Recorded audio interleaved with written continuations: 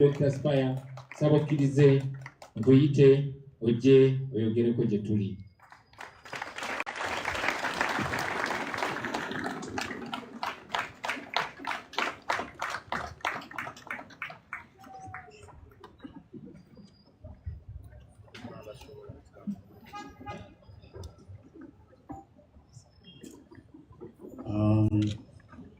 Mukyayimiridde.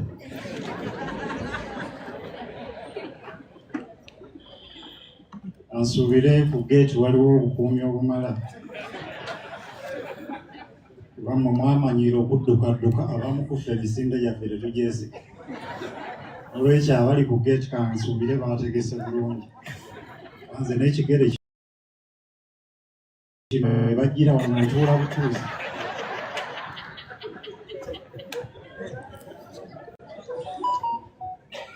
Honorable Abalwanyi, the President of NUP, the Leader of Opposition, the Secretary General, all the Deputy Presidents, other party leaders, our graduates, other leaders present, the parents to the graduates, friends, everyone.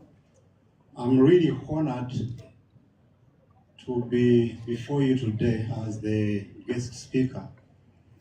I congratulate the graduates. I was informed that this is the second certificate awarding ceremony, and that last year the keynote speaker was General Muntu. So this year they looked around for another general.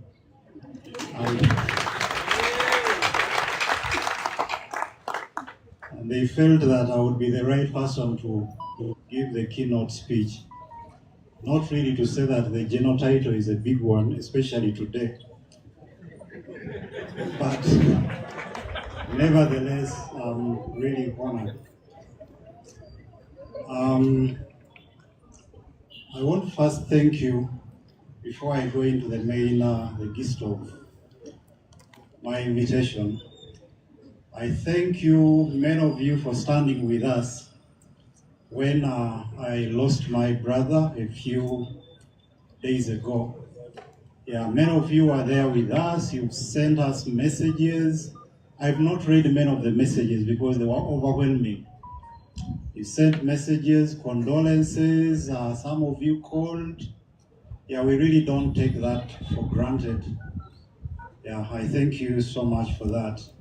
And in that line, Saba Antwalo Mukisa Era, to request you that we stand up for a moment of silence in honor of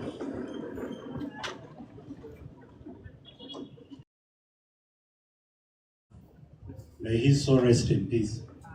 Thank you.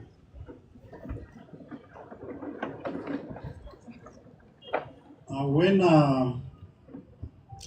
I'll not have to translate, I want to assume that many of us, including those who may not understand Uganda. Otherwise, if I translate, we might spend the whole day here. So here and there, I'll use a bit of Luganda, but I may not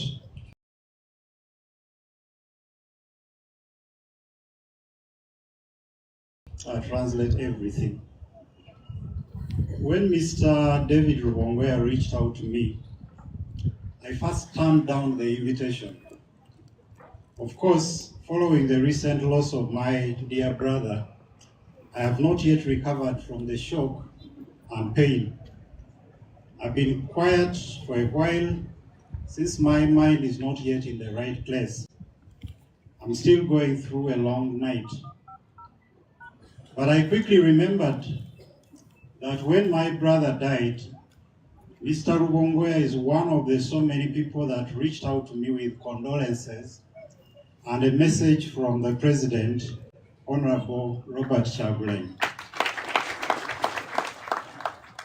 Abaganda bagamba nti munno mukabi. There's a friend in difficult times, he's a true friend. But also on top of that, although I have not been very close to NUP, and this is my first time here, on a number of occasions, the leaders have reached out to me, sometimes encouraging me, please visit us, Could we have a talk? A few years ago, I held a comedy show, and I was surprised to see the entire crew of Honorable Kyagulanyi. Yes, even Nubian Lee was there with his small voice. I saw him in the audience. Yes, and Eddie Mutwe, the Secretary General as well. I was really surprised because I never invited any politician, especially I wouldn't invite them because I wanted the show to go on. I don't know whether their intention was to sabotage the show by their presence. Yeah, but it means a lot if one can just randomly show up, and they showed up in such a number. I'm impressed by people who are humble.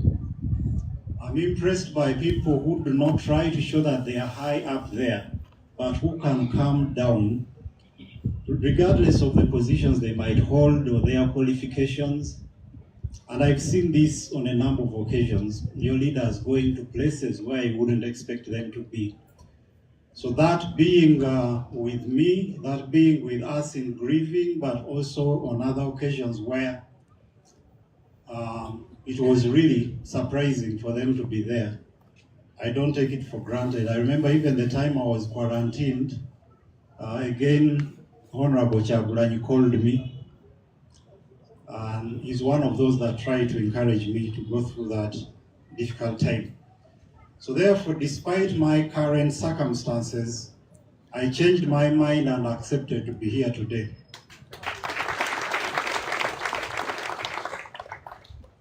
A friend I told about coming here asked me, "Are you sure you want to go there?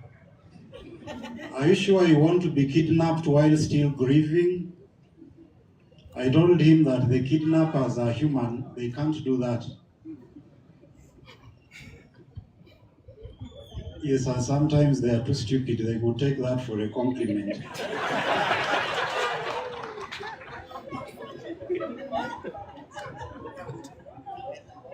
The second reason why I accepted is because I believe that my relevance as an academic is primarily in being able to share the knowledge I have been privileged to acquire with my people that might need it.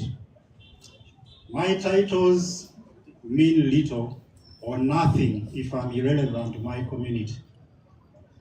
We who want to consider ourselves to be highly educated have on so many occasions dismissed those who are trying to change what is not going right in this country.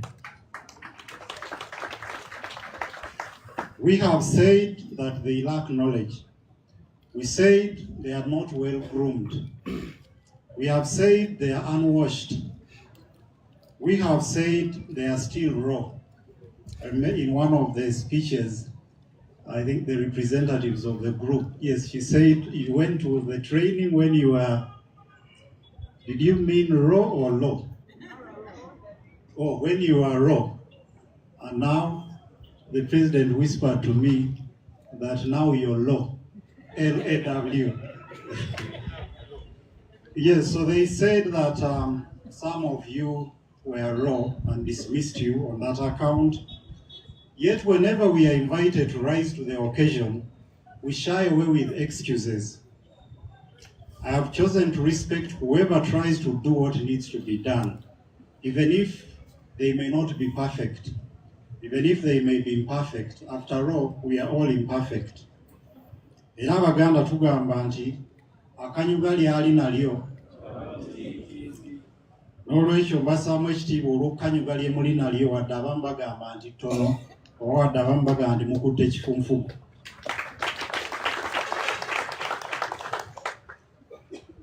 I will certainly critique them, but in the spirit of improving, not destroying. That is the second reason why I accepted to come. I'm not here because you're perfect. No one is. I'm not here because I agree with everything you do. I'm not here because I think you have the best credentials. I'm here because, unlike many of us, you chose not to fold your hands.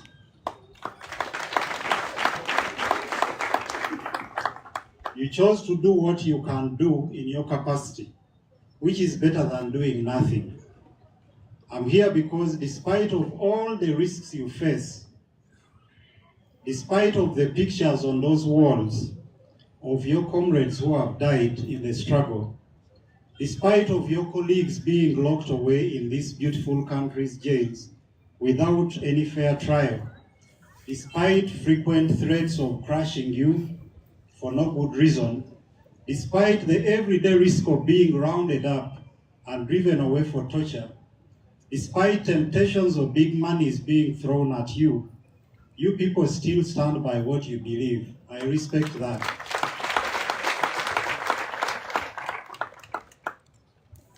Yes, it is indeed surprising that with all that has happened at this place, you can still come here and find people seated here.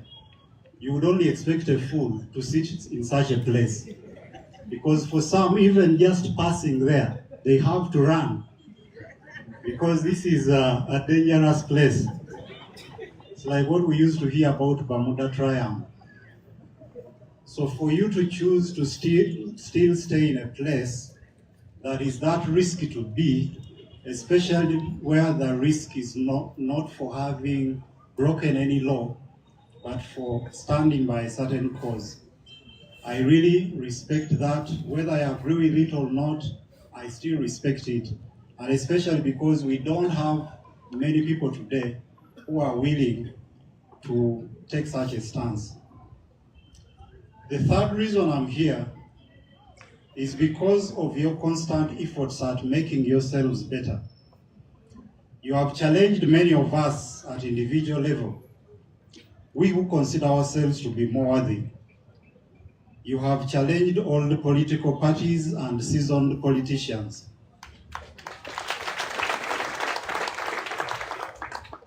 Of course, it's not to say or to despise them. They are doing some of them are doing wonderful things. But I think it's a challenge for the few years you've been around to do what you've been able to do.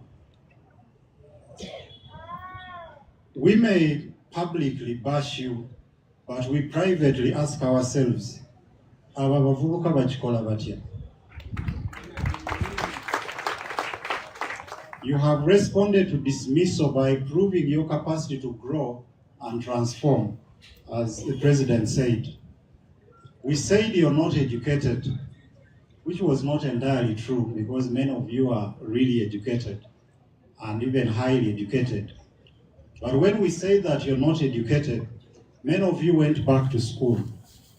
We said you were bayai, hooligans. Although I think many of you might have believed, like I do, that there is nothing wrong with carrying dreadlocks. You painfully cut them off to fit into the public's idea of a decent person. After all, and this reminds me of a song by Morgan Heritage. You don't? Yes, right. You don't have to dread to be Rasta. You don't have to dread to be Rasta.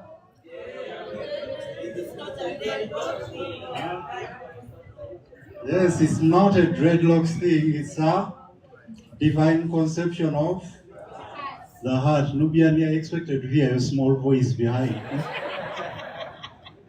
I don't know why, for the many years I've been hearing your collabos with Bobi Wine, I don't know why you choose to always sing the small voice and he sings the big one. Yes, but the point I'm trying to make is that even when they said you're bayai, some of you had to cut off your dreadlocks, although you knew that it's not really about the dreadlocks, it's not about appearance, it's what one has at heart, what one has in their mind. You chose to cut them off to fit into the public narrative for the sake of what you believed needed to be done.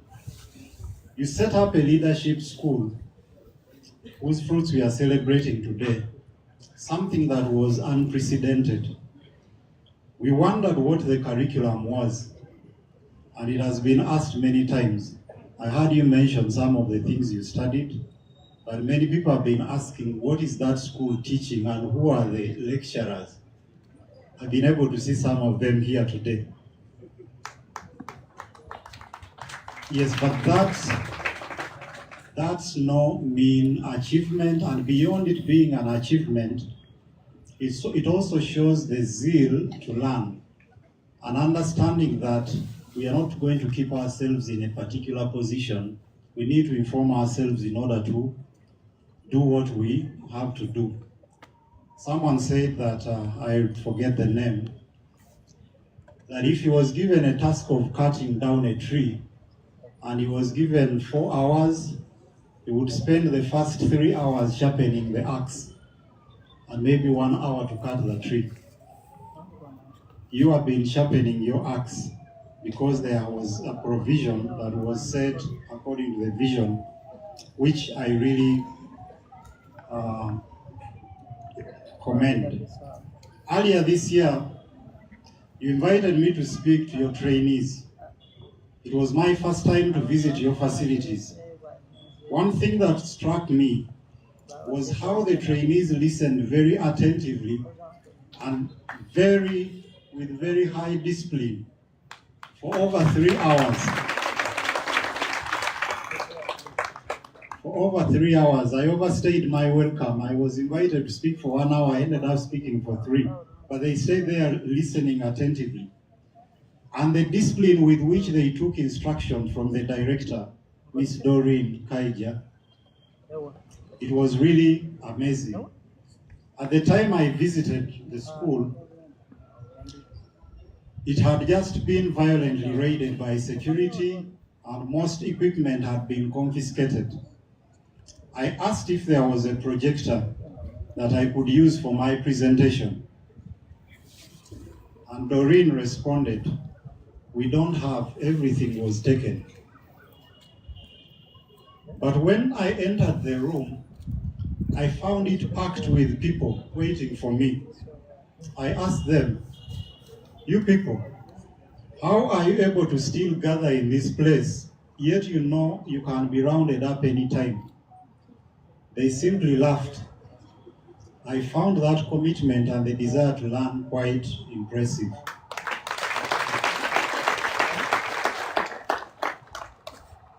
The fourth reason why I'm here, and when I'm giving the reasons, it sounds like I'm singing UB40's song. Which song is that? Even Doctor is also into the thing. Yes, reasons why I love you 1, reasons why I love you 2. I'm on the 4th reason. This is a selfish one. I'm here to distract myself from the pain of losing my brother and to use this occasion to make reflections on life, purpose, and resilience, which could speak to your life experiences and aspirations. When John died, almost everything I have been doing lost meaning.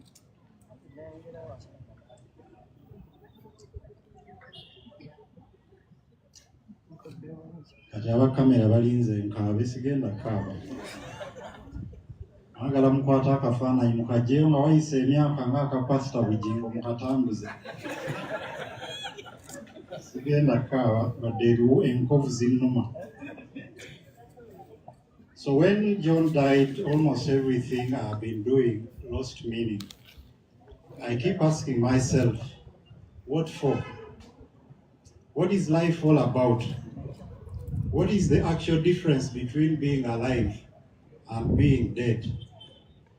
Why do we struggle so hard in life only to vanish like wildflowers?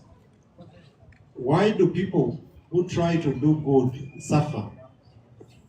Why do those who bring pain to others often live long? What is the worth of our effort on earth? Why should we continue doing anything or even continue to live? So many questions, very few clear answers. I will only expand on one here. The question of why we are here on earth is a difficult one to answer. ensonga lwaki tuli wano ku nsi ng'abantu nzibu nnyo okuzuula. From a religious angle, the answer comes easily, that we are here to worship God and do whatever He created us to do. I would focus more on the second purpose of doing what we were created for. On the purpose of worshiping God, I'm hesitant to believe that a perfect God would create us simply for the sake of singing His greatness. Only imperfect beings wish to be worshipped. I'm therefore more inclined to believe in worship through actions towards our fellow imperfect human beings and other animals.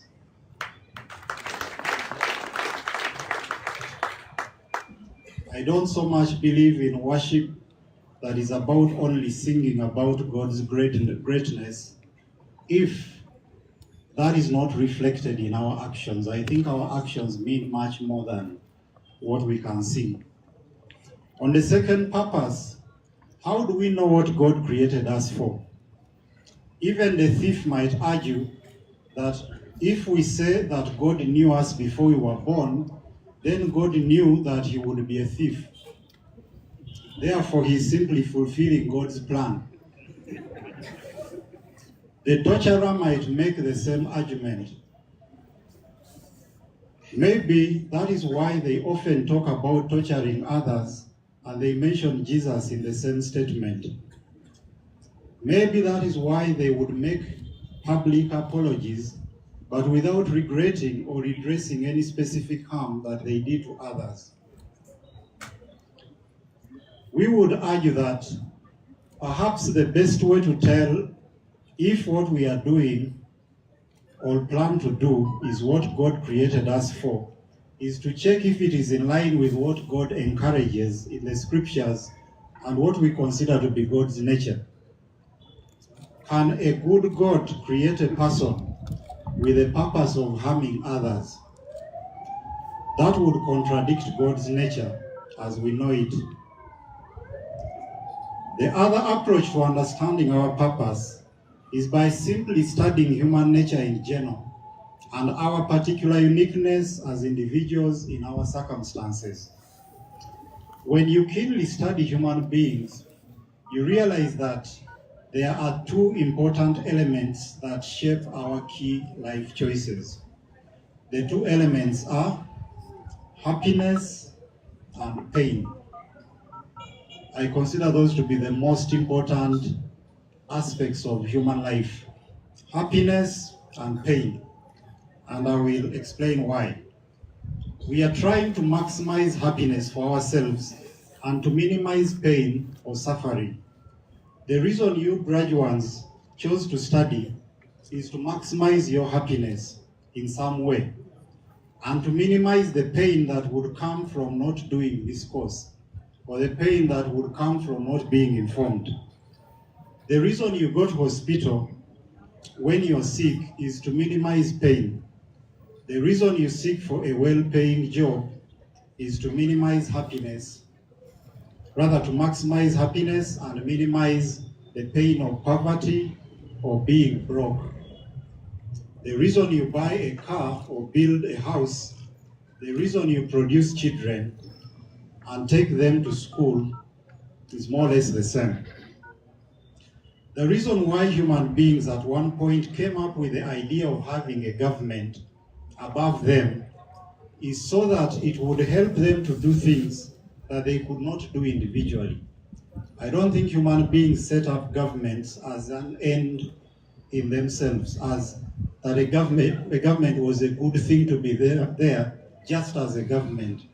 It was set in place to help them achieve things that they could not achieve individually as a way of maximizing happiness, especially to protect their lives, to protect their liberty or safeguard it, and their property.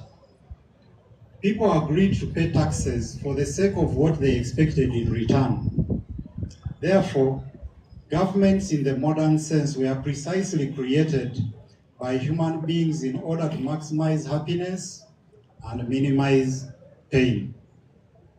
not so that the powerful can maximize their happiness at the expense of the weak or subjects. The forms of government that survive on exploiting those under them have been tried in human history and found to be unsustainable.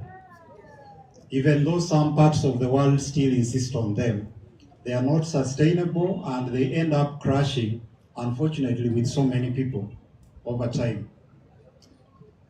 We then realize that it is not enough for us to pursue what makes us happy and minimizes our individual pains without regard to the happiness and pain of others.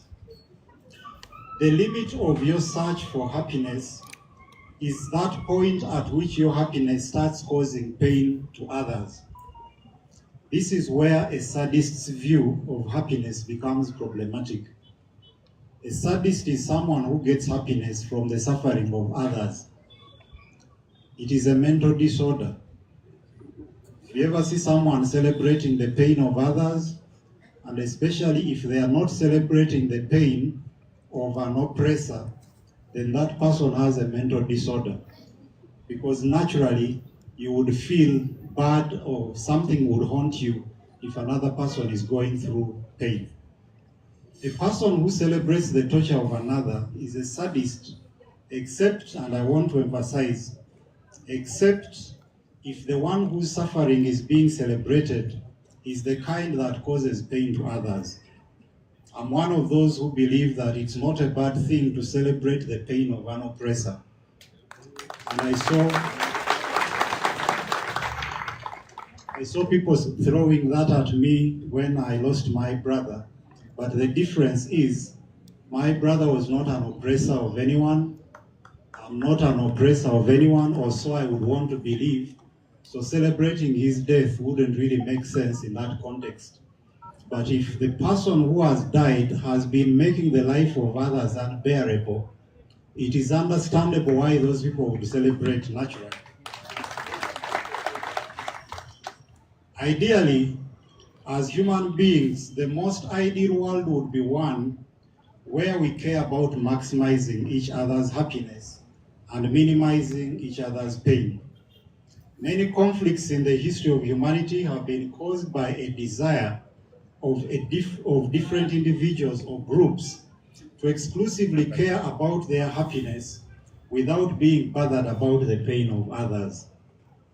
While we human beings boast about being the only rational animals, it is strange how our rationality often fails to show us that a world where the happiness of some individuals is based on the suffering of others is never sustainable. How does our rationality fail to show us that almost obvious case? The one whose happiness inflicts pain on others can never really be happy in the long run. I repeat, the one whose happiness inflicts pain on others can never really be happy in the long run. They live in fear. They keep worrying about what their victims could be planning. Have you ever observed the reaction of a dog trapped in a room when you get in? The anger it shows as it growls is actually born out of fear. That is why the slave abolitioner Frederick Douglass said that no man can put a chain on the leg of his fellow man without at last finding the other end fastened around his neck. I repeat this quote from Frederick Douglass: no man can put a chain around the leg of a fellow man or a fellow woman without at last finding the other end of that chain fastened around his own neck. And it's partly why the oppressors live in fear. Much as they will chain others, that chain is also around their necks. It is not really a good thing to live in fear all the time. One of the reasons they would have high security, unnecessarily high security, is because they are afraid of those they lead, which is a contradiction. Why should I fear people that I lead? especially if I assume they love me. Knowing then that no one desires pain, and that often the pain we cause to others ultimately affects our happiness, we should all seek to pursue a life that aims at achieving the greatest happiness possible for everyone and the least pain possible. As you think about what you should be as a leader in your different capacities, seek to be that leader who does not prioritize his or her own happiness, even when it harms others. Corruption becomes wrong because of how it harms others for the sake of the happiness of some. I imagine that some of you are planning to stand in the forthcoming election, some of you graduates. I have already seen posters with all sorts of catchy slogans, some clearly deceptive. Do you really mean your slogans, or it is just a bait to catch voters? What is motivating you to stand for that position? What is motivating you to sell your property to raise funds for campaigns? Is it to maximize the happiness of those you seek to represent? Is that the reason why party cards are a do or die? Is that why people fight and treat each other as enemies in elections? Is it mainly about competition to serve? Are these people who are almost willing to kill each other simply competing to serve? That I would die in order to be the one to serve people? I think we need to reflect about that. What is the balance between personal interests? Thank you. What is the balance between personal interests and the interest to serve? While we congratulate you, the graduates, for having accomplished the leadership training, your certificate is not what we celebrate. We celebrate what we expect you to have become. We do not expect you to always remind us about what you studied. We simply want to see the difference in your actions.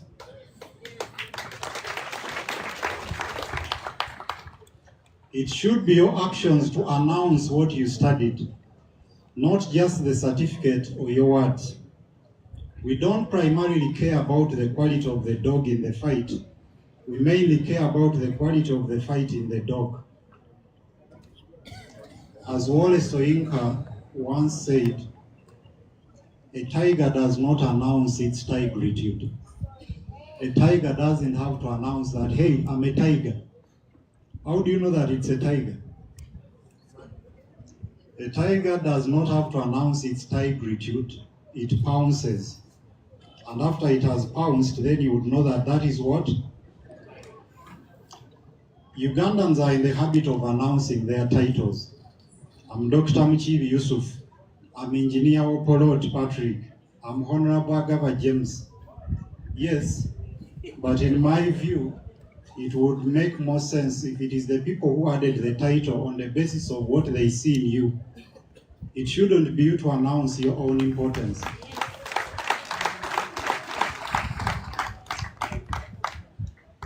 You could have noticed, and I'm not in the habit of praising myself, just to make the point, you will not see my title anywhere on my social media handles. You will not see Dr. Spire Sentongo. It's just my name plain. If one feels I should be called doctor, then they should use the title, but not me to announce it everywhere and to introduce myself. I'm honored to be here. I'm Dr. Spire Sentongo. Yes, I worked for it, but the fact that I worked for it is not the most important thing. To me, the most important thing is what that title can do. Sometimes I've appeared on discussions, talk shows, and I've seen a comment on social media. What is a cartoonist doing discussing politics?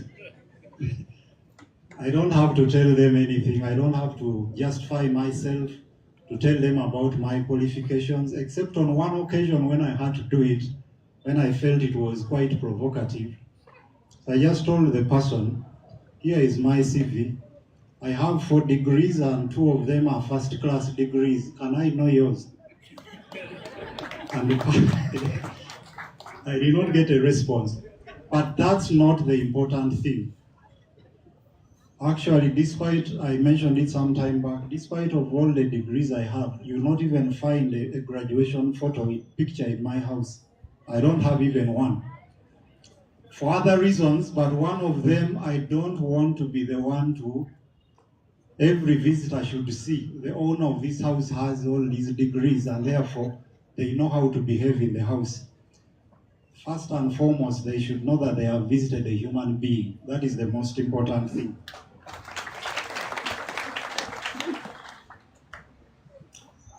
Uganda is not short of educated people.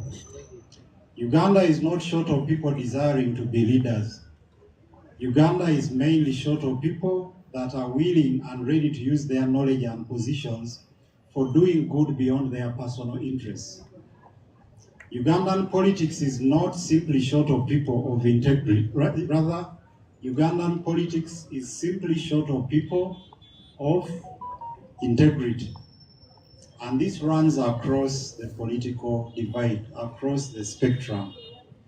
We have seen crooks in government, and we have seen real crooks in the opposition. Is that true? Yes.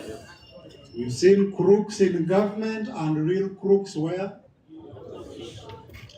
You do not become entitled to being a crook simply because you're in opposition. Recently, when we held the Parliament exhibition with Agora, which Honorable Kyagulanyi mentioned, with a few exceptions, I was shocked by the silence of most opposition MPs about the rot in the House. Many of them avoided commenting or even volunteering information about the abuse of taxpayers' money in Parliament, which they were actually aware about. Many of them were quiet.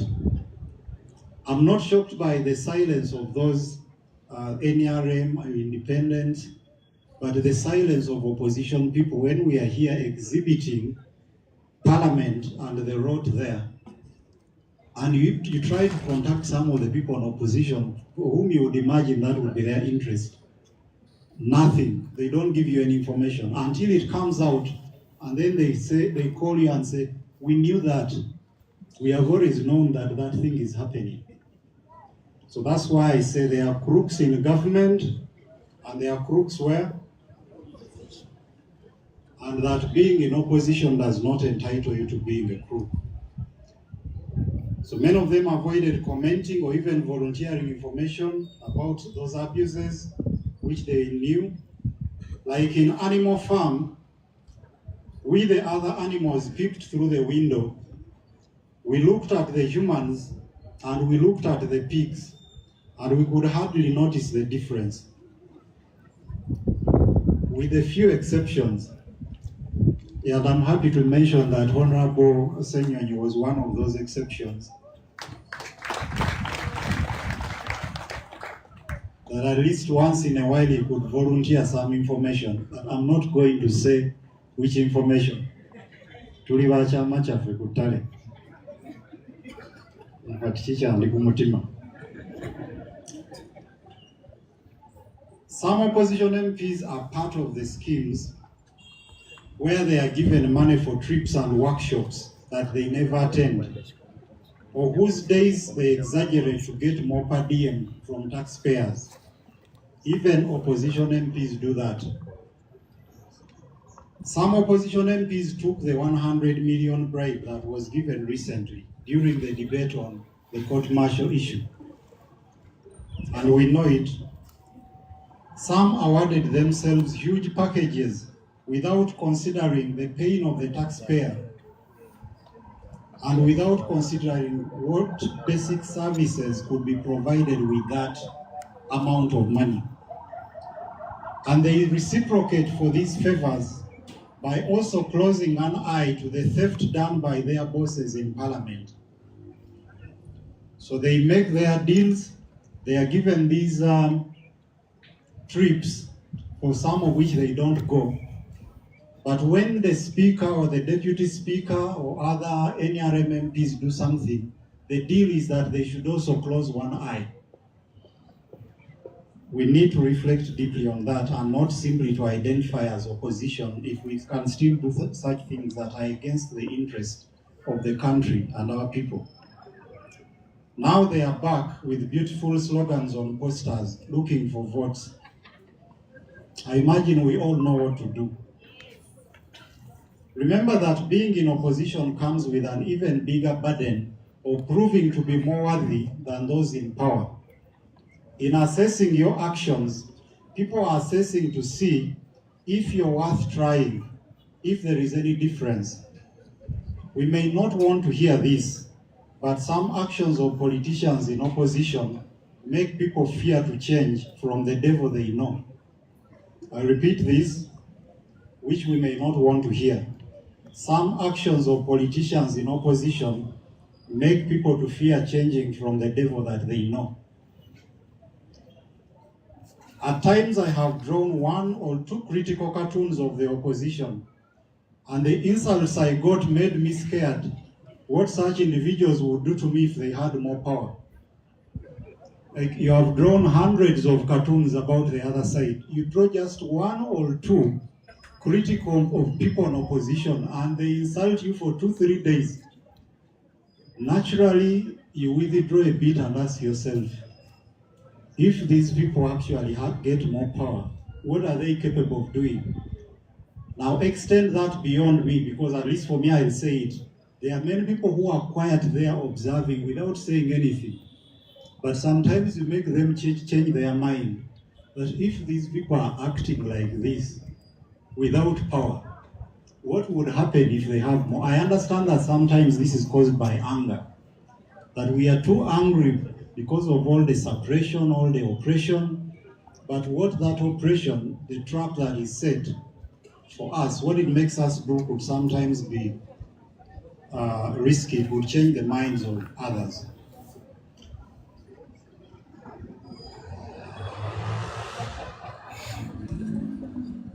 I'm told that some of you graduating are foot soldiers.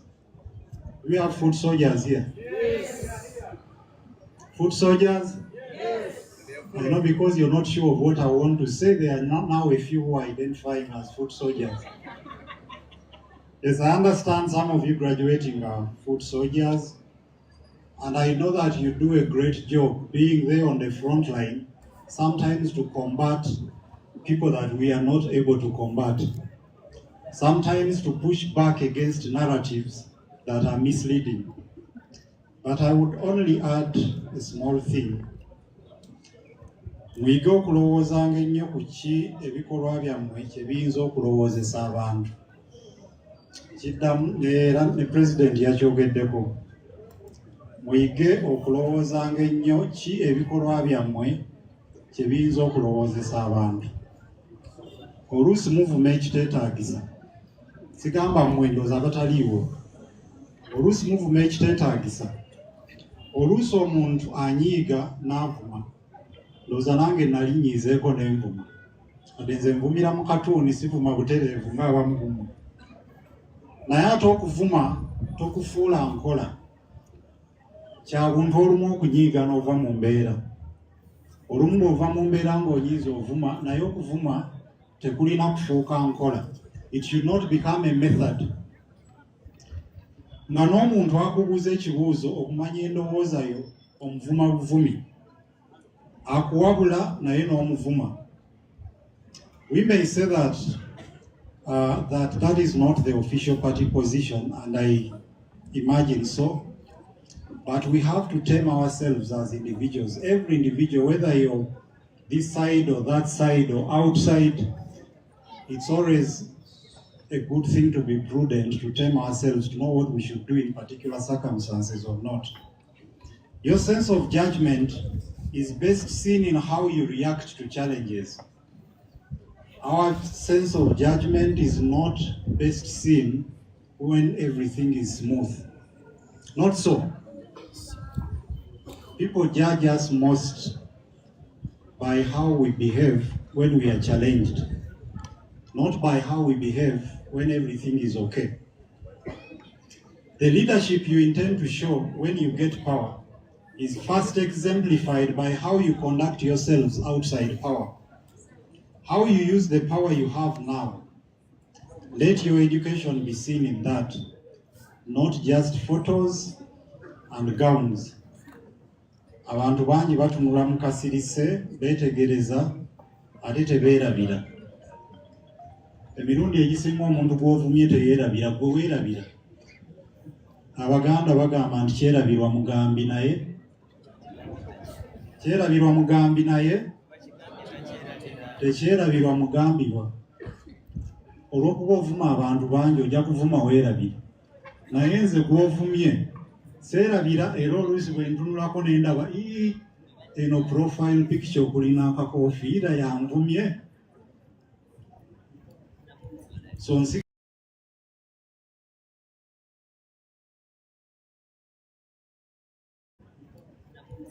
nsigala bw'onvuma nti wali nsonga. Waliwo omuntu lwakuvuma naawe n'okkiriza naye mbadde nsaana okuvumibwa. Ekyo tekiruma nnyo. Here now might jump the fence tomorrow to the total opposite of what you appear to stand for now. It is actually okay to defect if one realizes on grounds of principle that they were wrong yesterday.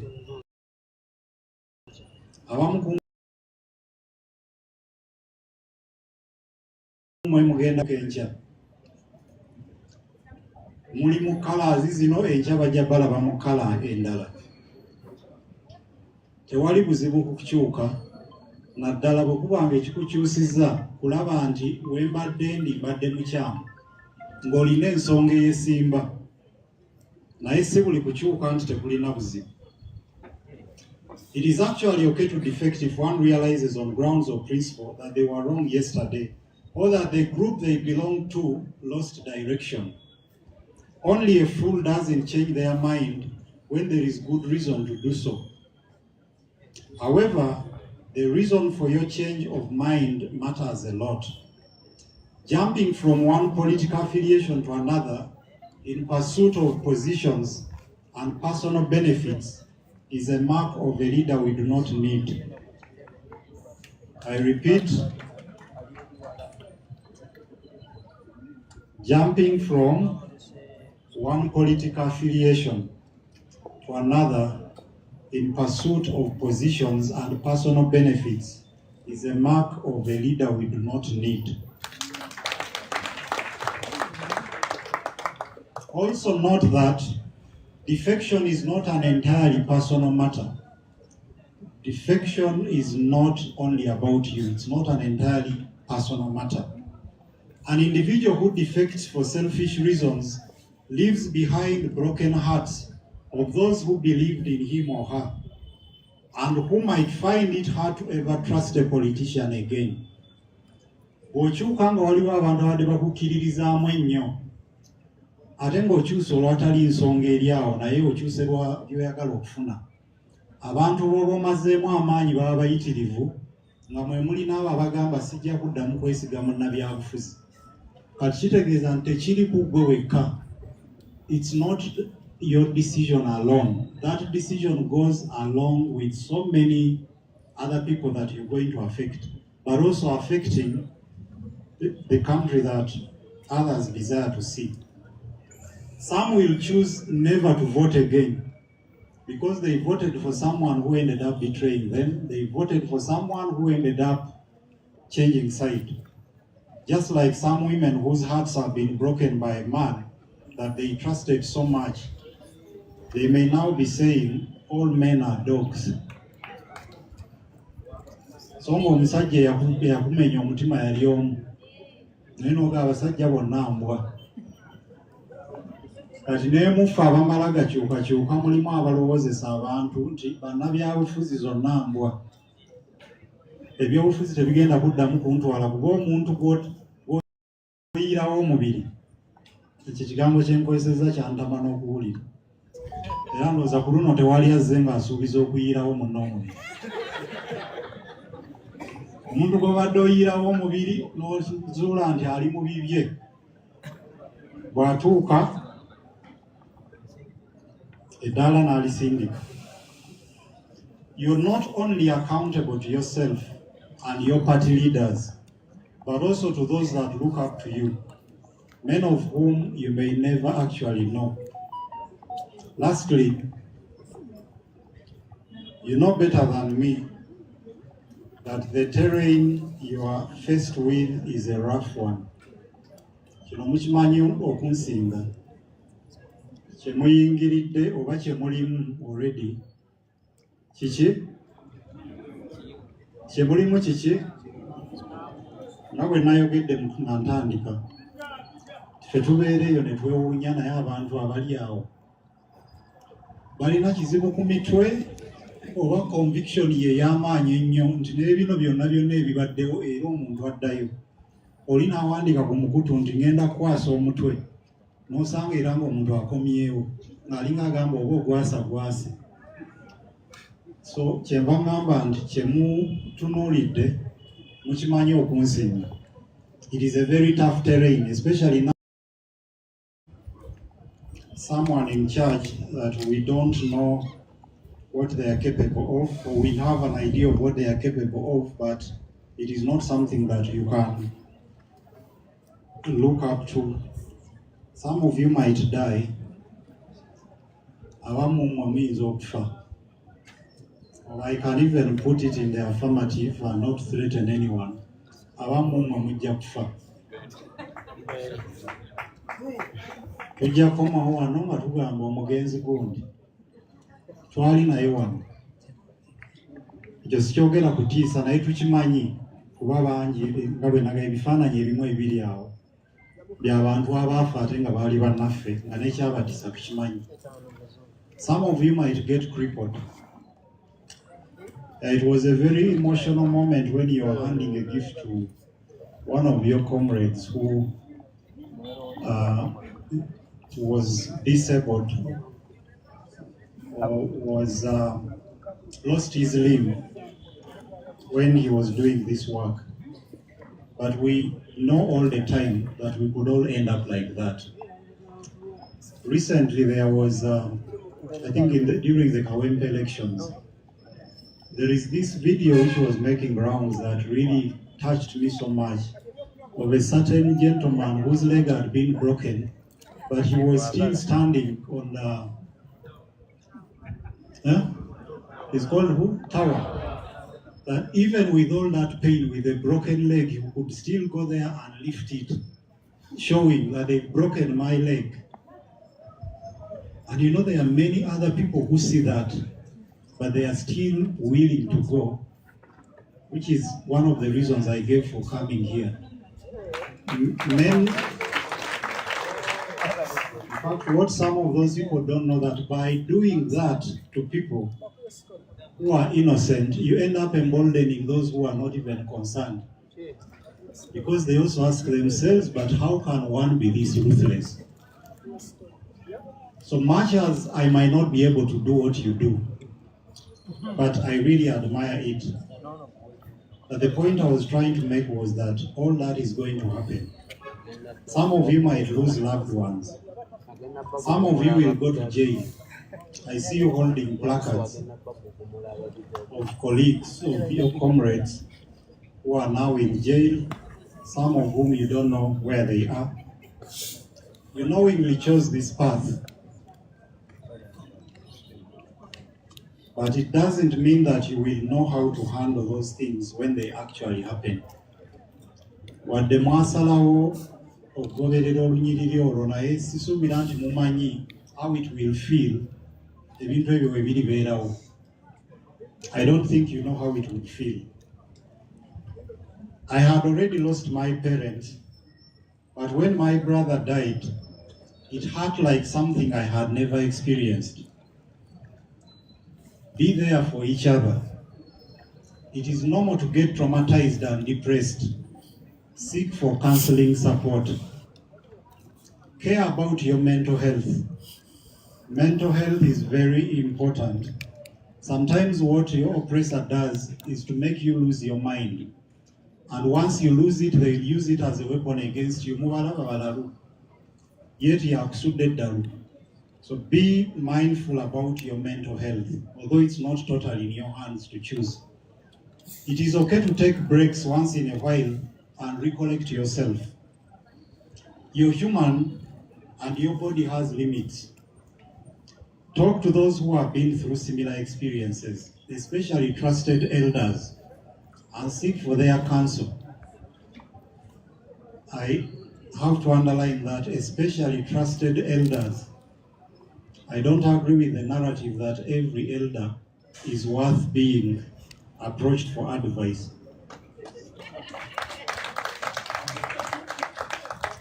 Yes, but culturally we respect our elders because they earn that respect through their actions. There is a difference between being an elder and being an old person. You can be an old person but not an elder. So when you're challenged, seek the counsel of elders, those who have gone through some of these things and can advise you. Do not open too many fronts at the same time if you can avoid it. Totandika ntalo nyingi omulundi gumu naddala ng'entalo ezimu tezeetaagisa. Omanya olutalo lw'oliko n'otunuulira olwo, obumu obutono n'obwewala n'obuleka.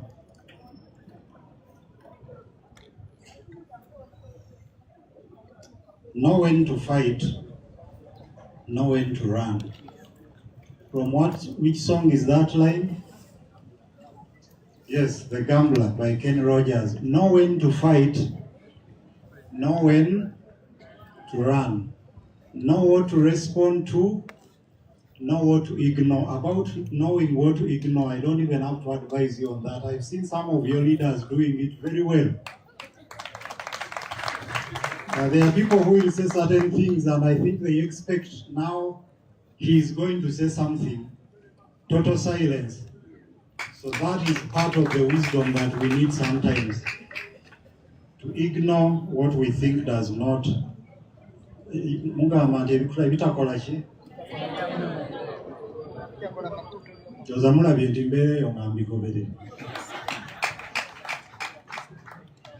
Avoid petty fights that add nothing to your goal apart from distracting you and distancing you from potential allies.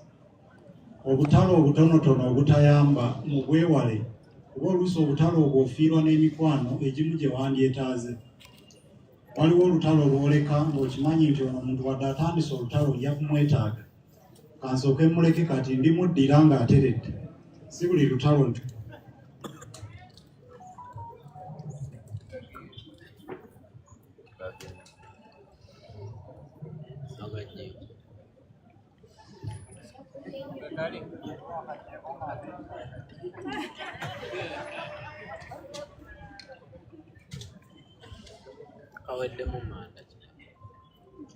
Abali mizindaalo obuuka okugijjako munzijukiza nti nve wano nga nkyayogera.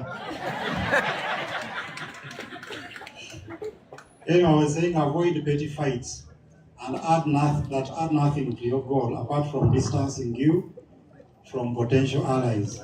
Seek for strategic alliances, not just for building your own power as an individual or as a party.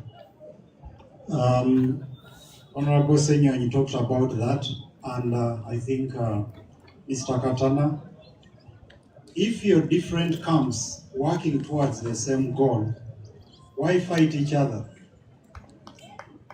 Sometimes this discourages, actually often it discourages people out there. When you see people that you imagine to be working towards the same thing, fighting, you start asking yourself, but are they really working for that thing? Because if they were working towards that, then they shouldn't be fighting each other. So let's look out more towards making strategic alliances than fighting where there is no need. I'm happy to see someone holding a placard there, Free Dr. Besigye. I think that means a lot. At a NUP gathering, someone holding a placard, Free Dr. Besigye. I think it's the spirit that we need. For those that we trust, there are those that might not really be, that might not have won our trust. It is a waste of energy and an indicator of selfishness or lack of clarity of purpose for us to fight people who are trying to do the same thing that we are doing. I wish you the very best in your next plans. Go and make the world a better place. And congratulations once again.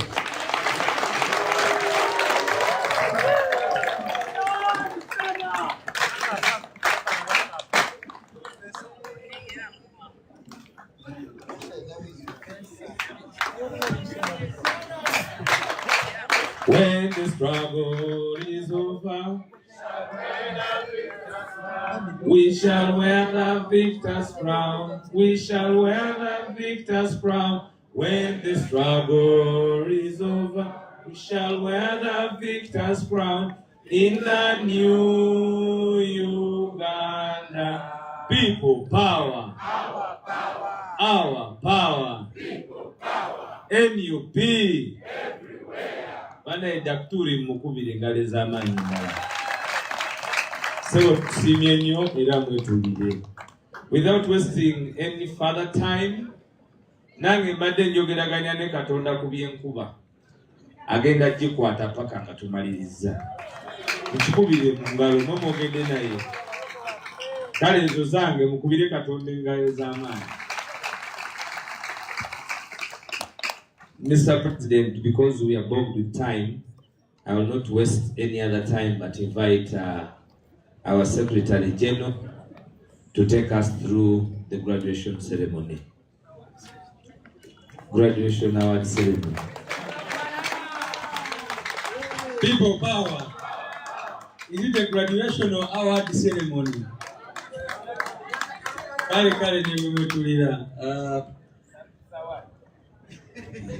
No, this is service award ceremony. Mr. President, our keynote speaker, Dr. Spire Sentongo, the Deputy President, leader of a parliamentary team, Treasurer, International Relations, Chairperson of the Fundraising Committee, in a very special way, Comrade Kaija Doreen, who coordinates the School of Leadership. Ladies and gentlemen, time is fast spent, so I think we'll do this very quickly. But allow me, Mr. President, first of all, to appreciate you once again for availing the space at Kamocha for our School of Leadership. Masebo ne banyabo, tukyogerako buli kiseera, NUP tesasula ssente okozesa ekifo ky'e Kamocha. Kamocha awali essomero lyaffe, space ya President nga bw'abanyonyodde. Zeno nagendangayo ku barracks ebyayogeddeko. Ne mbasanga bali awo. Sagala kwogera byali alufe yaliwo mu kiseera ekyo. Naye yaliwo. N'ogendawo n'owasanga awo nga boogera ebintu. Naye mpola nange nayingira ghetto. So I want us to appreciate the President for that. Number two, I want to also add that when the military raided the School of Leadership, the entire library was emptied. Ibitabo byaffe byonna bye twali tukuze ssente nnyingi kusomera eryo baabitwala tebikomangawo. Babibba tebikomangawo. And you remember that before they raided, they first summoned us to the police to ask us, what do you teach? And all that. But we told them that, but you people also have chankwanzi where you teach people how to steal and hide the evidence and all that. Why are you also bothered by us who are teaching integrity and leaders of value? So they found themselves in a big trouble, but when we went for that meeting, they promised that anytime we shall raid that school and even close it down. But I'm very glad that we are still operating and able to do what we are doing. Finally, on that point, I think you people see why the regime really gets so bothered and even contemplates right now their new target is to see how to deprive NUP of funding. Because they see that the little money we get, we put it to good use. These people who are getting certificates today, have you paid anything? No. So we are able to run the school, we are able to run these facilities and do other things without charging money. Because we use the little money we get for the right causes, for the right purpose. So, like we have constantly said, NRM gets 75% of that money. NUP gets only 12%. But see what we are able to do, the 12%, vis-a-vis what they are doing with the 75%. And imagine if the people of Uganda entrust us with state resources, I think this country will be what? Good. Mr. President and members, I want to also recognize the facilitator.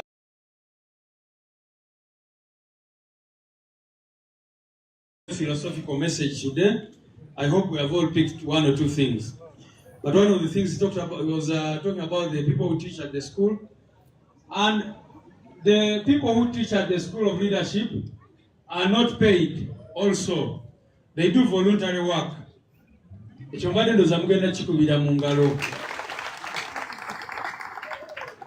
Tetusasula bantu bano okusomesa okubawa amagezi ago gonna gemufuna kusomera ebyo, so they need to be appreciated.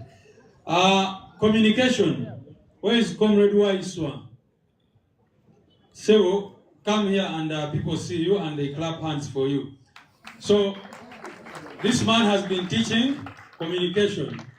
As you've been told, ladies and gentlemen, these people started. The team we are giving out certificates to today is level 1. Like explained at the start, there are 3 levels. There's level 1, level 2, and level 3. So this is level 1. And under level 1, we teach political and constitutional history of Uganda. Ebyafaayo bya Uganda babisoma era bano bakuguse mu byafaayo bya Uganda. Netusomesa the philosophy of the National Unity Platform. Philosophy nga tubasomesa values z'ekibiina kyaffe, structure y'ekibiina n'ebirala. Bano netubasomesa the art of public communication. Era Comrade Waiswa, era abazze wano ne boogera mulabye nti bakuguse nnyo musomere erya art of public communication. We are very, very proud of those people who spoke on behalf of the teams. Baina esomo lye bayita pathways to political change. Eryo zibu nnyo sigenda linnyonnyola ne mu Luganda. Then ne basoma leadership with action. Not just being a leader, but how do you impact lives and society. Then ne basoma governance and civil liberties. Bano abantu, Mr. President and our keynote speaker, bakuguse mu nsonga y'okumanya eddembe lyabwe. Era bano tosobola kubanyigira mu ttooke kubanga bamanyi eddembe lyabwe welitandikira ne welikoma. So mbadde nkyali recognizinga ababasomesezza ne bagamba nti public communication abadde abasomesa omu gwe bayita Alex Waiswa Mufumbiro n'okugatako Innocent Tegusulwa.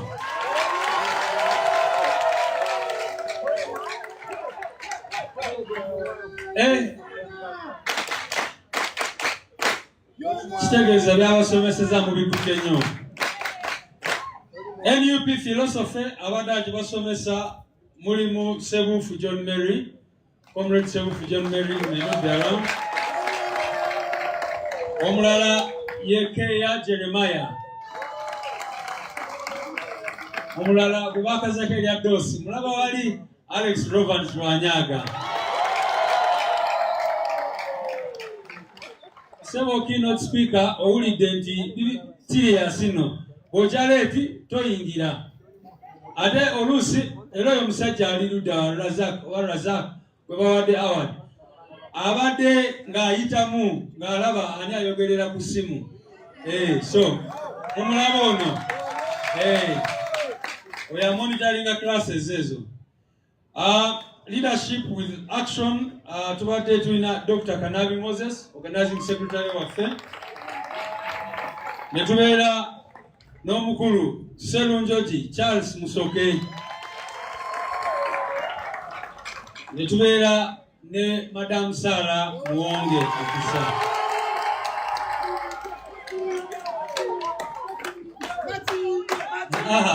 Ate gwe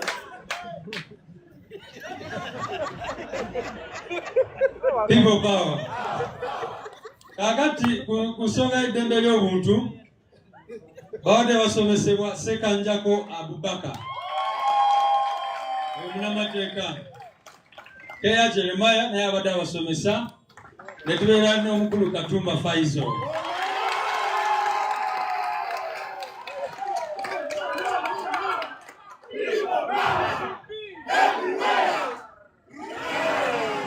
Katoyo Katumba Faizo yasooka n'abeera omuyizi ku ssomero eryo naye because he was one of the best students he was retained. Era eyo policy yaffe nti abayizi abakola obulungi ne basukuluma ku banaabwe tuba retaininga ate ne bayigiriza abalala. Kubanga enjogera ya Geto egamba bw'obuuka n'otabuusa oba tolina nsonga lwaki wakola ki? Bw'obuuka n'otakola ki? Oba tolina nsonga lwaki? Baddeyo mu Zigeto mu Kampala Central n'esanga omwana n'akanjigirizaako. Kakati essomo eriri ttaafu lye mbagamba erya Pathways to Change babadde basomesebwa Katana Benjamin ali awo omukulu. Owokubiri nga ye mwami Kenneth Paul Kakande abataddemu ekikuli kyonna.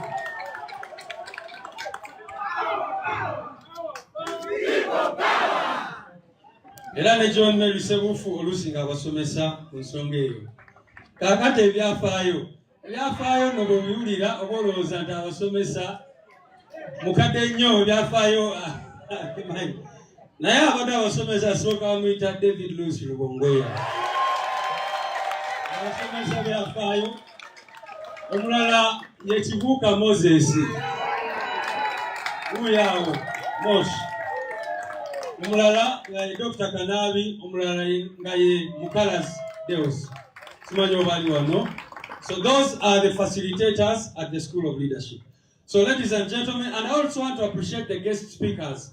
As you know, our classes are on Tuesday and Thursday. But on Wednesday we have a guest speaker, a guest lecture, and Dr. Spire came in, and many other leaders, including the LOB, have been going there. Even the president himself has been coming every once in a while to speak to this. These are the people who have done all the time, but we also have sessions of a few people who come and lecture and go. So we had groups coming in from Gomba, from different places, Wakiso and others, to come in and just get trainings for 1 day, for 2 days, and all that. So ladies and gentlemen, we move on to the reason why we're here. I'm going to invite you, Mr. President, our guest speaker and deputy presidents, to come and we begin the certificate awarding ceremony.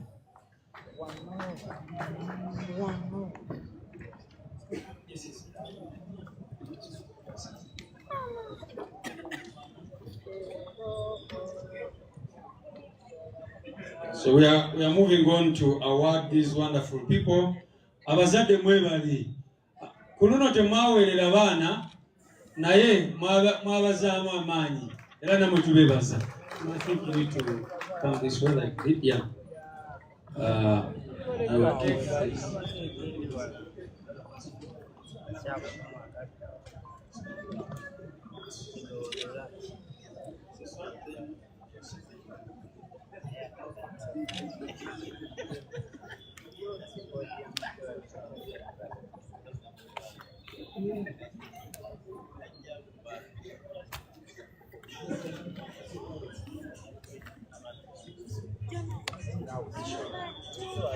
All right. So we are going to begin with Class A. Class A is of the foot soldiers. The School of Leadership, we have 3 classes, 3 categories. The first one is Class A, foot soldiers. The second one is professionals, Class B. And number 3 is elected leaders. And but now this time around we have some people from the diaspora who are also awarded. So,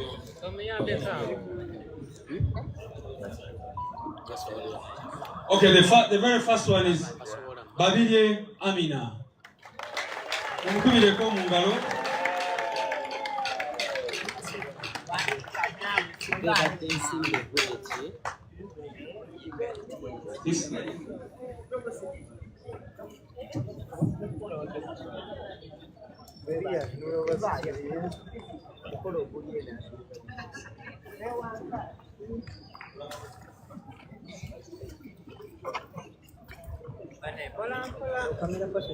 Yeah, so once you get your certificate and the president gives you the pin, no, the parents will come later for the pictures because we need to do it very, very quickly.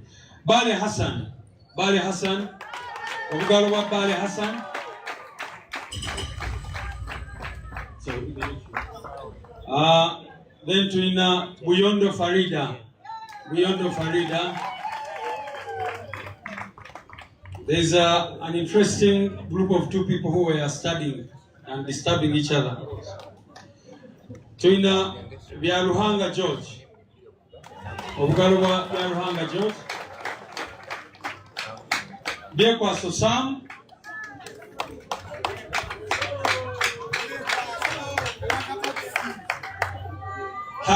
Ono ye. Oyo muzoga nyoyo. Dumba Habad.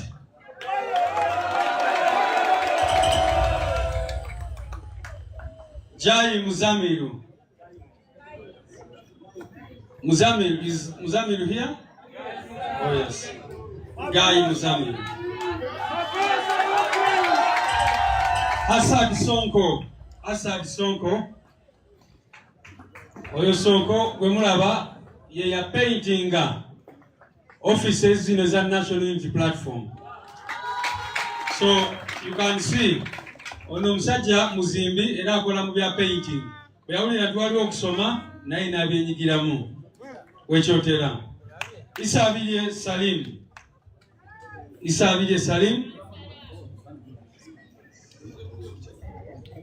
Kabale Ali.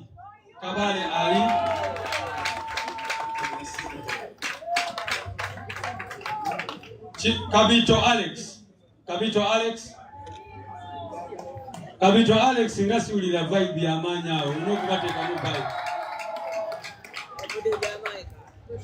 Kajubi Muhammad Sendaula.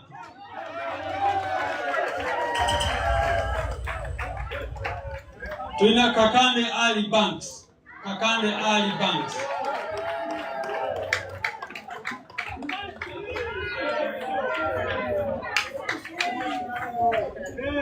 Kamia James.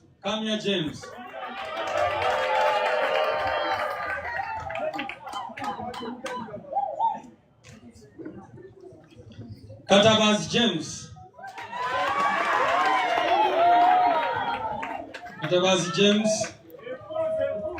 Katerega Hassan. Kato Edison M.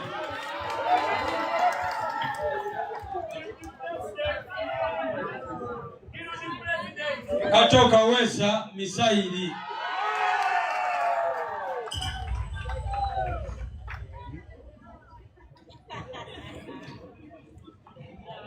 Kaziwe Gerald.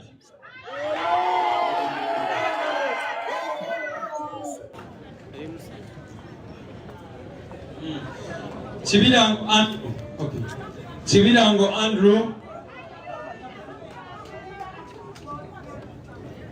Andrew, are you around? Chibilike Ezra.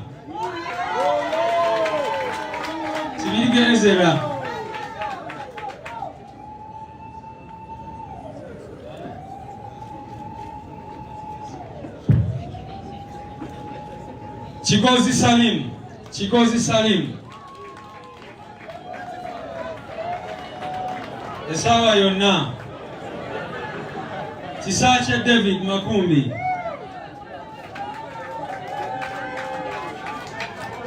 Chifumbi Emmanuel Joel.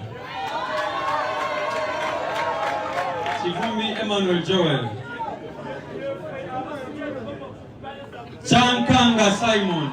Chankanga Simon. Lubega Medi. Lubega Medi. Abazadde nga temukuba mu ngalo bannange. Lumisa Ivan.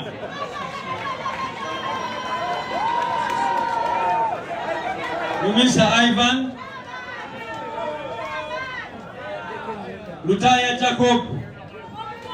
Lutaya Jacob.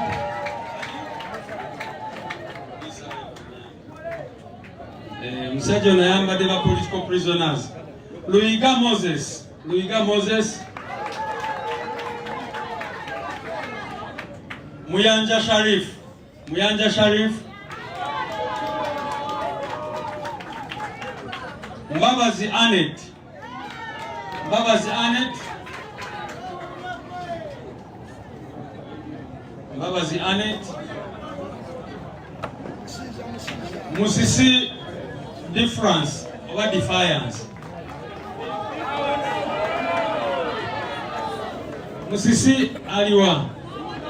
Ewe Defiance over Difference. Difference, yeah. Musoke Paul. Musoke Paul. Nabosa Juliet.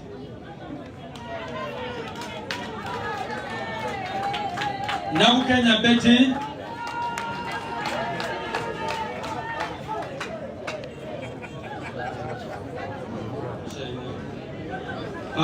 Nadamba Shailen.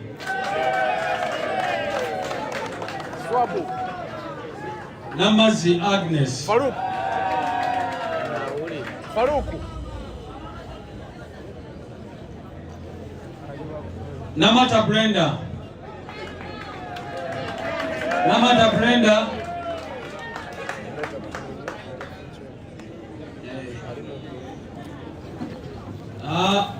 Namuleme Regina.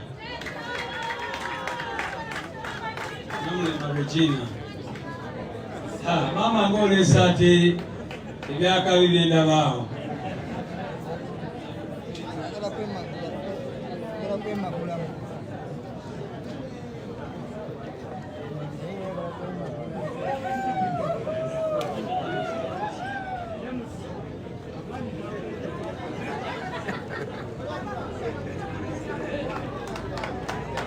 People power, our power, NUP, everywhere, Namte Visara.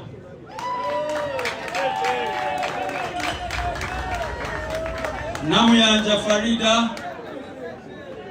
Namuyanja Farida, Namuyiga Esther.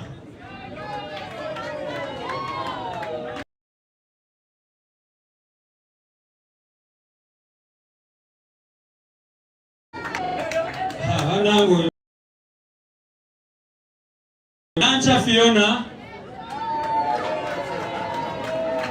Nancha Fiona. No, Aisha.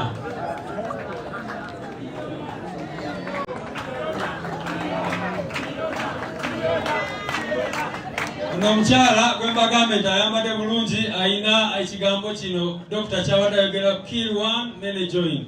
Otawo omu abalala ne beegatta ku struggle. Nanta Barita.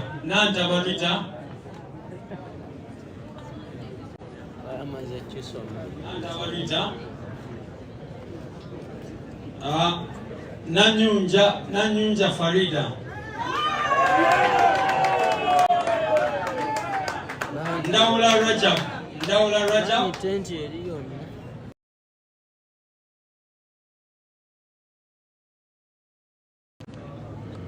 Nsubuga Gaida. Jida. Nsubuga Dennis.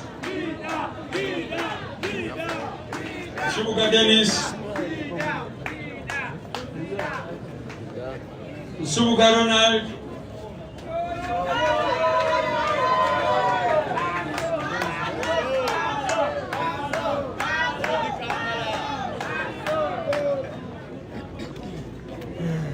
Nsubuga Brother Ronald. Then we have Sewanya and Sharif.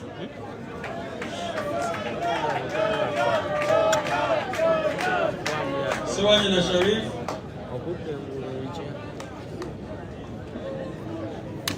Sebange Vincent. Sebange Vincent. Sebowa Abdul. Sebowa Abdul. Ha, ono kamsembe yo kakoda ko basembe ayo wanawali. Ah, Sebowa Sulaiman.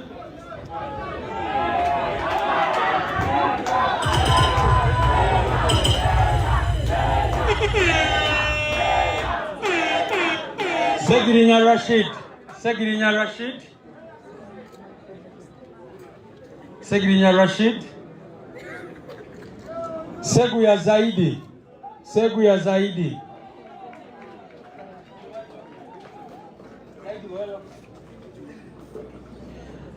Ha, omuzoga nyono na yasomye. Sema anda Brian. Sema anda Brian. Era sema anda yali abuze bibuze bya magezi nyonyonyo. Sempija Fabian. Sempija Fabian. Senchima Francis. Senchima Francis.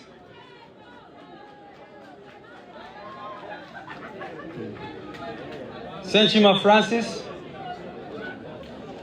Senyonjo Alex. Senyonjo Alex.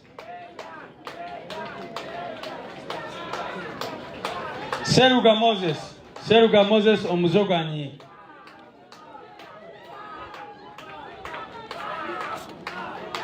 Shemerirwe Lilian. Shemerirwe Lilian.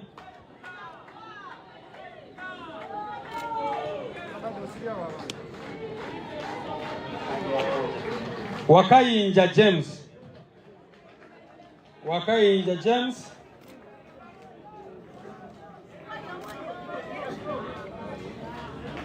Waswa John Bosco. Waswa John Bosco.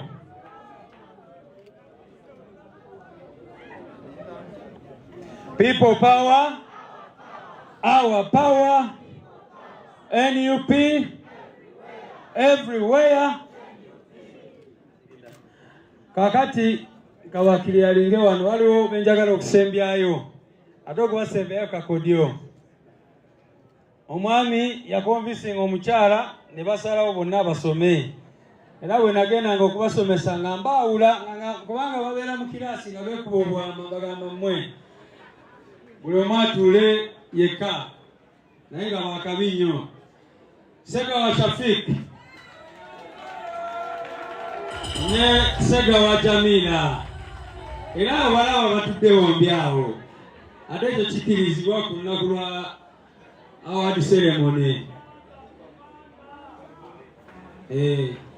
Komanda Shafik n'ekyebbeeyi basoma ne bamaliriza bulungi nnyo. Tusaba n'abafunye certificates mu class ya foot soldiers mujje muyimirire wano mufune ekifaananyi ekyawamu ne certificates zammwe very quickly.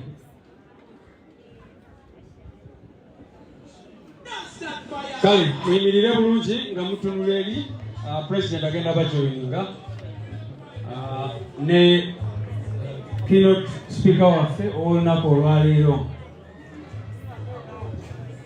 People power. Leero Kutoba. Ya engombo y'aba foot soldier aba National Unity Platform. Bagamba leero bali mu Kutoba naye enkya inshallah bajja kubeera mu kuvimba nga bazimba Uganda empya. Mr. President, keynote speaker, please come and have a photo moment with this wonderful group of people. Yeah.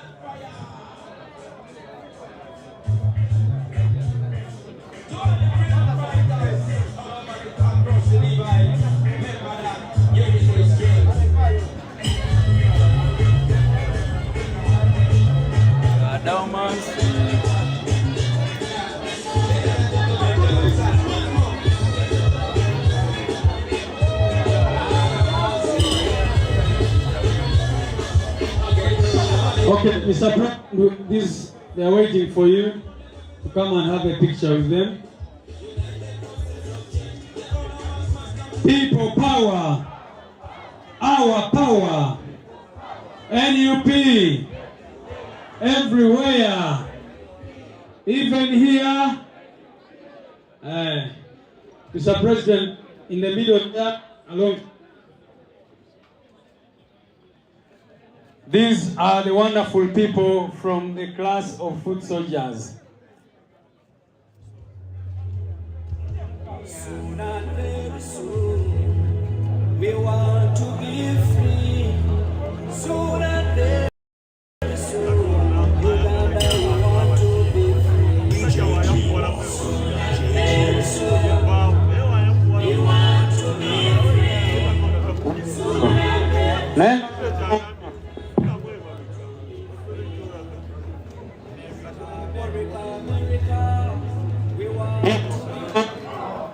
Our NUP everywhere. Chakavinyo katikende klasi dala.